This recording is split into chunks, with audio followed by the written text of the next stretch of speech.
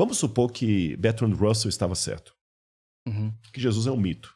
Vamos supor que nós estamos enganados aqui, não existiu Jesus mesmo, tá certo? É um mito e tudo mais, e que não passou de uma figura mitológica. Se existiu, não foi nada daquilo que os evangelhos dizem. Vamos piorar, já que eu quero exagerar. Jesus nem existiu. Ele é um personagem criado pelos evangelistas, assim como Heródoto, como Homero criou os personagens ali da Ilíada, tá certo? Não existiu. Jesus é um mito. É um mito. Como Aquiles, em Troia. Como Ícaro, exatamente. Como Ícaro, qualquer um desses aí. Tá, beleza. Stuart Mill, que também era um incrédulo, alguns colocam Stuart Mill como ateu, outros o colocam como agnóstico, mas de qualquer maneira, crente ele não era. Crente ele não era. Stuart Mill foi o sujeito que sistematizou o método científico. O pai do método científico é Francis Bacon. Mas quem sistematiza bem ali direitinho, a técnica é Stuart Mill. Ou seja, nós temos as leis do método científico é graças a Stuart Mill. Beleza? Tranquilo. O próprio Stuart Mill admitiu que apenas alguém maior do que Jesus poderia criar um personagem como Jesus.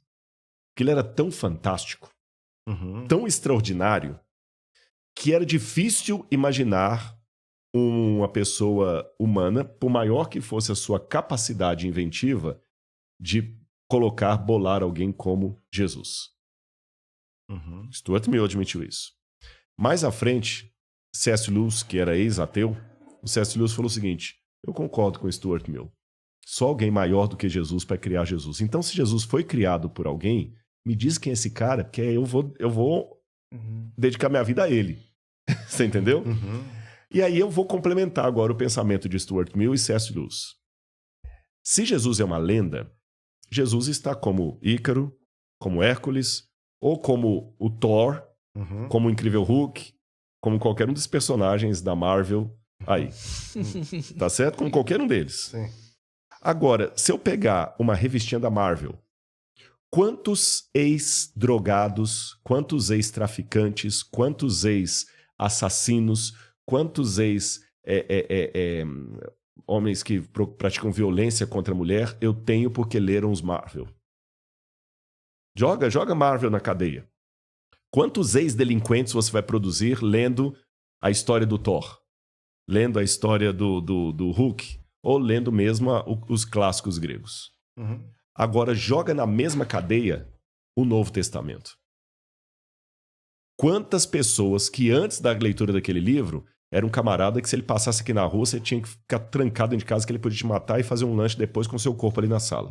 E depois de convertido, é um camarada de uma honestidade que você pode trabalhar ele colocar para trabalhar aqui e deixar o cofre aberto que ele não tira um tostão.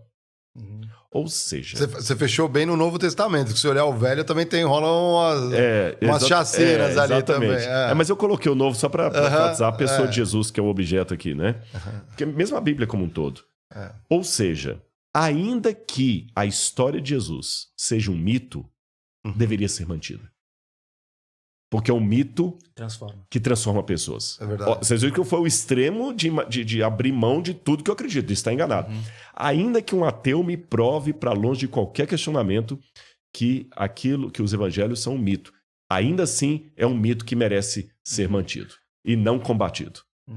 Então, mesmo o ateu que combate os evangelhos, tem alguns na internet, ele está praticando a pior asneira que ele poderia, ele está praticando a pior estupidez que ele poderia, porque ele está falando com esses presos que mudaram de vida, porque entregaram a vida a Jesus, que aquilo é um mito, então volta a ser preso, volta a ser bandido, que aquilo ali não vale a pena.